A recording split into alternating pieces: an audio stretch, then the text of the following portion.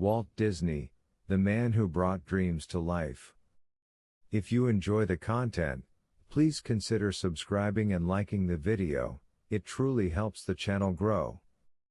Walt Disney's life story begins on a cold December morning in 1901, in a modest house on the northwest side of Chicago.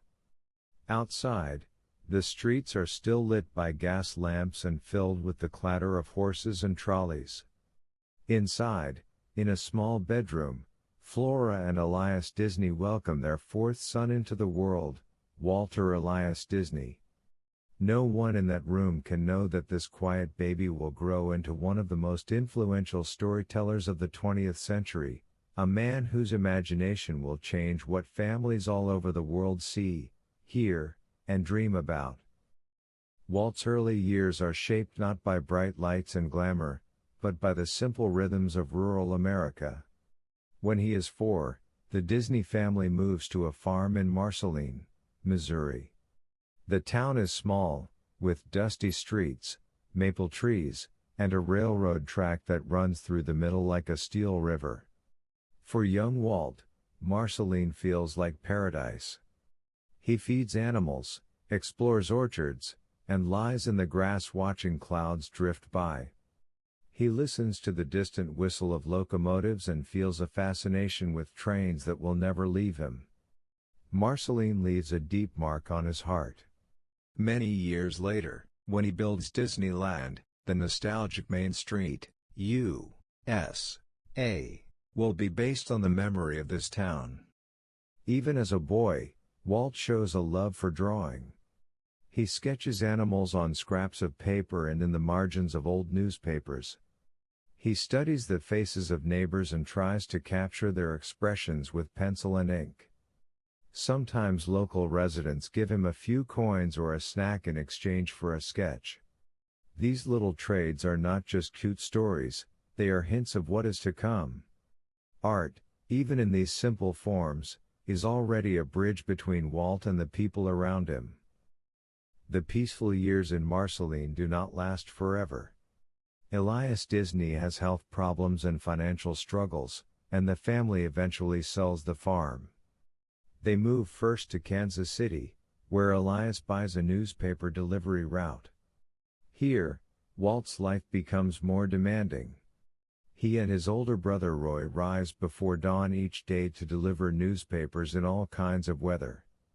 The work is hard and often exhausting. Walt trudges through snow and rain, throwing papers onto porches and climbing stairs over and over.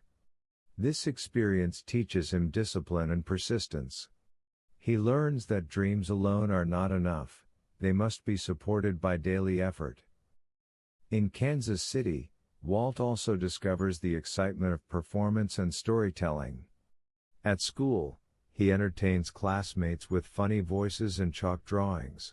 He takes art classes on the side, learning the basics of illustration. In his free time he watches vaudeville shows and early silent films. The idea that pictures can move and tell stories fascinates him deeply. He feels that he is standing at the edge of a new kind of art form, even if he doesn't yet know how he will use it. During his teenage years the Disney family moves again, this time to Chicago. Walt attends McKinley High School, where he contributes cartoons to the school newspaper and continues to refine his drawing skills. The world beyond his hometown is changing rapidly. World War I erupts in Europe, and soon the United States is drawn in. Walt wants to serve, but he is too young to join the army. Determined to contribute, he alters the birth date on his application and joins the American Red Cross as an ambulance driver. By the time he arrives in France, the fighting is nearly over, but the impressions stay with him. He spends his days driving vehicles and his spare moments sketching scenes of soldiers, villages, and the aftermath of war. Even here, art is his way of understanding the world. When Walt returns to America, he decides that he wants to pursue art and commercial illustration as a career. He returns to Kansas City and finds work at an advertising company called the Kansas City Film Ad Company, There, he learns how animated advertisements are made by photographing drawings frame by frame. The process is simple but captivating. Walt begins experimenting with animation in his spare time, using a borrowed camera to create short films on his own. He quickly realizes that animation combines many things he loves: drawing, storytelling, timing, and a touch of magic. In 1922, young and ambitious, Walt starts his own company, Laugh-O-Gram Films. He hires a small team, including a brilliant animator named UBI Works, and begins producing short cartoon films inspired by fairy tales. The cartoons are creative and full of energy, but the business side of the studio is shaky. Contracts fall through, money runs short, and debts pile up. After a brief burst of activity, the company goes bankrupt. Walt is left with a stack of drawings, a heart full of ideas, and almost no money. For many people, such a failure would mark the end of the road. For Walt, it marks a turning point. He decides to leave Kansas City in search of a new beginning. With a cardboard suitcase, a few dollars in his pocket, and a one-way train ticket, he sets out for California. On that journey, he is not yet the famous Walt Disney. He is just a young man in his early 20s, chasing a dream west. Hollywood in the early 1920s is a chaotic, exciting place. Movie studios are springing up in former orange groves, and silent film stars are becoming international celebrities. Walt moves in with his uncle and soon joins forces with his older brother Roy, who has been recovering from tuberculosis in a veterans hospital. Together they decide to open a small studio. They set up shop in the back of a real estate office, calling their new business the Disney Brothers Studio. Walt focuses on directing and creating, Roy handles the finances, and a new chapter begins. Walt's first big idea in Hollywood is a series of short films that combine live action and animation. He creates a character named Alice and places her in a cartoon world. These Alice comedies earn moderate success and introduce Walt to the realities of Hollywood distribution. To meet deadlines, he quickly rebuilds a team that includes his old friend UBI Works, whose drawing speed and skill are remarkable. The studio gains some traction, but success remains fragile. In 1927, Disney creates a new character for Universal Pictures, Oswald the Lucky Rabbit. Oswald's cartoons are popular, and for the first time Walt feels that he has a hit character. But in a painful lesson about contracts and control, he discovers that the rights to Oswald belong not to him but to the distributor. Worse, many of his animators are hired away. Walt travels to New York to negotiate and returns on a train having lost his character and much of his staff. It is on that train ride back to California that Walt starts to imagine a new character, one that he will own completely. He considers several animals but settles on a small, appealing mouse. He sketches a figure with round ears, a pear-shaped body, and large expressive eyes. With help from UBI Works, the design is refined. Walt wants this character to be optimistic, plucky, a little mischievous, but always good-hearted. He calls him Mickey. The first Mickey Mouse cartoons, silent films called Plain Crazy and the Galopin Gaucho, do not make a big splash. The real breakthrough comes with the third cartoon, Steamboat Willie. This time, Walt adds synchronized sound, dialogue, music, and sound effects carefully matched to the animation. To record the audio, he and his team experiment late into the night, trying over and over until they get it right. When Steamboat Willie premieres in 1928, audiences are delighted. They have never seen anything like it, a cartoon where every movement is matched to music, every squeak and whistle perfectly timed. Mickey Mouse becomes an overnight sensation. Merchandise appears, fan clubs form, and theaters clamor for more cartoons. Walt becomes known as the man behind Mickey, though he insists it is a team effort. His studio grows quickly, moving into larger spaces, hiring more artists, and expanding its output. New characters join the cast: Minnie Mouse, Pluto, Goofy, and Donald Duck, each with a distinct personality and comedic style. With success firmly taking hold, Walt begins to push animation far beyond simple gags. He wants to create shorts that are not just funny but also beautiful and emotionally rich. He introduces the Silly Symphonies series, a line of standalone cartoons set to music. These films allow the studio to experiment with color, special effects, and more fluid animation. In 1932, Walt embraces the new Technicolor process and releases Flowers and Trees, the first full-color cartoon. It earns an Academy Award and shows that color can make animated worlds feel even more alive. Yet even as the shorts win awards and fans, Walt's ambitions outgrow them. He dreams of making a full-length animated feature film, a story told in color, with music, drama, and deep emotion, a film where audiences could truly connect with cartoon characters as if they were actors. Friends and colleagues warn him that audiences will not sit through a 90-minute cartoon. Bankers doubt that the project will ever make its money back. Hollywood insiders call it Disney's folly. But Walt cannot shake the idea. He believes in it completely. The film he chooses is Snow White and the Seven Dwarfs, a classic fairy tale about a princess, a group of dwarfs, and a jealous queen. Production begins in the mid-1930s. The work is enormous.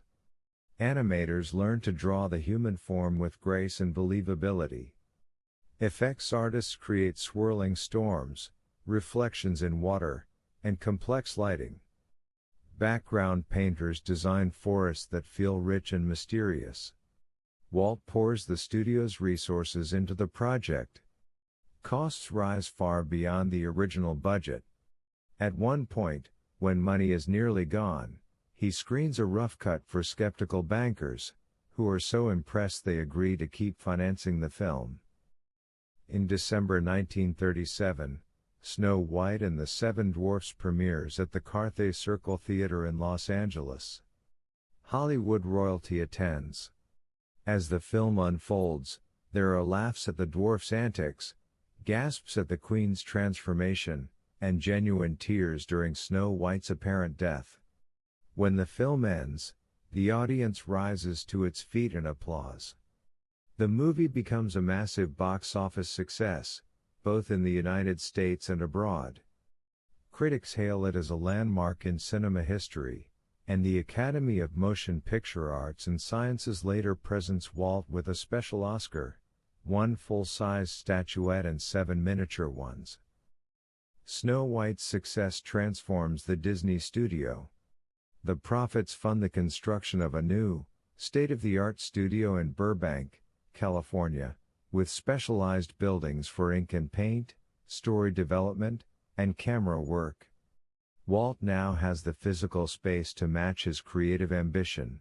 He quickly sets new projects in motion: Pinocchio, about a wooden puppet who longs to be real; Fantasia, an experimental blend of classical music and abstract animation; and Bambi, a poetic story of a deer's life in the forest. Each of these films pushes the medium further. Pinocchio features remarkable effects, like bubbles, smoke, and underwater scenes. Fantasia pairs animation with the music of Beethoven, Tchaikovsky, and Stravinsky, turning the screen into a canvas for visual interpretations of sound. Bambi presents some of the most realistic animal animation ever seen, with subtle character performances and rich natural settings. Not all of these films succeed commercially at first, especially during wartime, but they establish Disney as the leader in animation artistry. World War II brings new challenges. The studio is drafted into service, creating training films and propaganda shorts for the U.S. government. Tours of Latin America lead to films like Saludos Amigos and The Three Caballeros, which blend documentary elements and cartoons. Money is tight, and some projects are put on hold or broken into shorter package films. But Walt continues to think ahead, planning for the day when the studio can fully return to feature-length storytelling. After the war, Disney releases Cinderella, Alice in Wonderland, Peter Pan, and Lady and the Tramp. These films restore the company's position in popular culture and prove that audiences still love fairy tales, adventure, and romance in animated form. At the same time, Walt explores live-action filmmaking, nature documentaries, and, perhaps most importantly, television. He sees TV not as a threat but as a partner, a way to reach families directly in their homes. Shows like Disneyland and the Mickey Mouse Club introduce new generations of children to his characters and his vision. Yet in Walt's mind, a new kind of dream is taking shape, one that is not limited to screens. He imagines a place where families can walk through scenes of adventure and fantasy, where rides and attractions are carefully designed, clean, and safe, and where storytelling surrounds visitors on all sides. He is troubled by how dirty and chaotic traditional amusement parks are and is convinced he can do better. That dream becomes Disneyland. It begins as sketches and models on a table, then as plans spread across the floor of his office.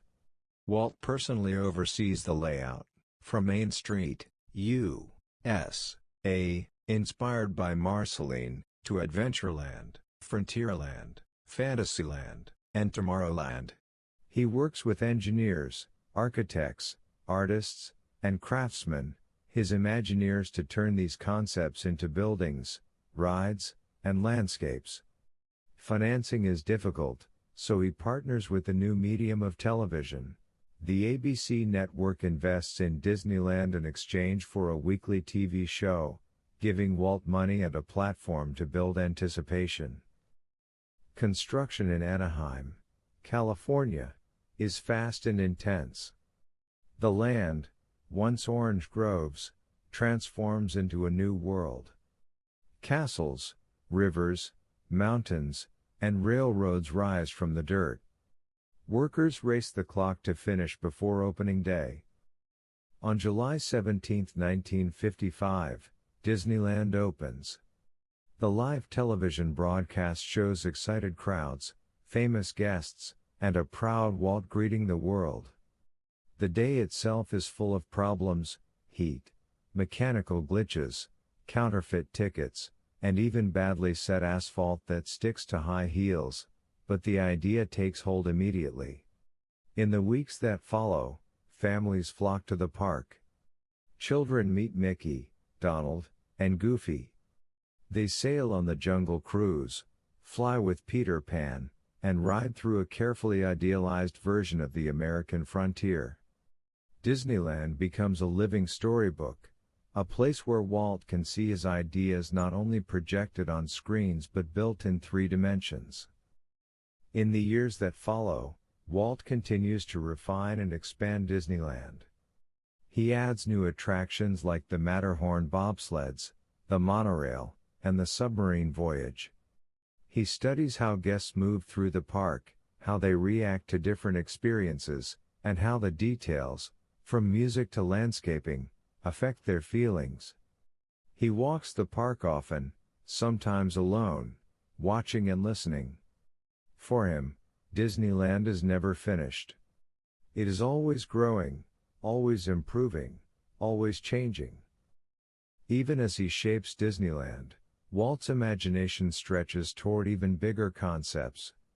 He dreams of a whole new project on the East Coast, a massive development in Central Florida that will include a theme park, hotels, and, most importantly, an experimental prototype community of tomorrow, or Epcot.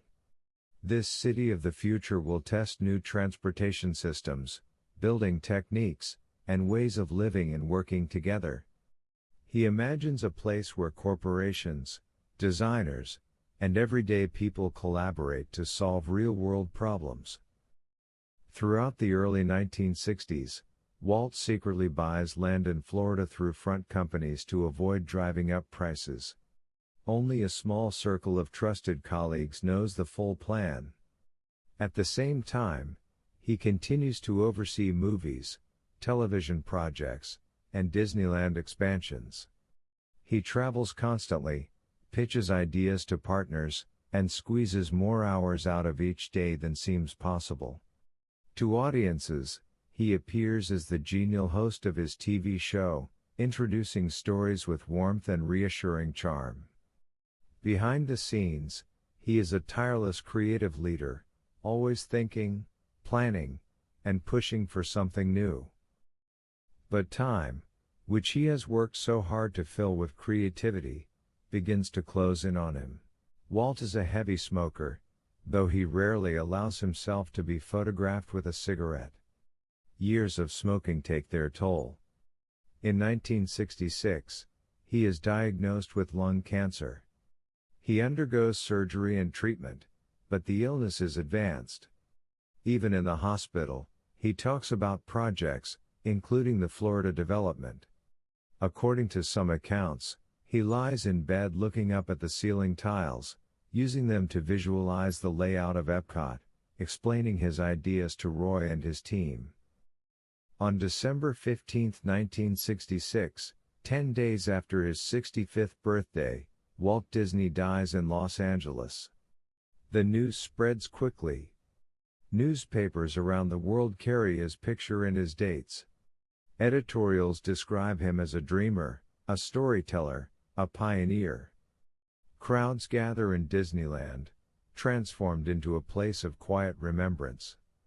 Cast members, as employees are called, carry on their work with a sense of sorrow and determination. The flag at the park flies at half-staff. Roy Disney takes on the task of completing the Florida project, insisting that his brother's name be placed in front, Walt Disney World.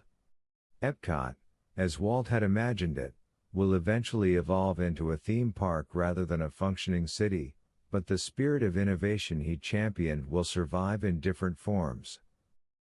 By the time of his death, Walt Disney has received countless honors, Academy Awards, special recognitions, and citations from governments and organizations. But the most meaningful measure of his impact may be simpler: the laughter of children in darkened theaters, the shared smiles of families at Disneyland, and the way his characters live on in everyday conversations and memories. Walt's story is not one of a perfect man. Like anyone, he had flaws, frustrations, and failures. But what stands out in his life from 1901 to 1966 is his constant belief in imagination as a force for good. Again and again, he risks everything on ideas that others call foolish: sound cartoons, full-length animated features, a theme park built to his own unusual standards.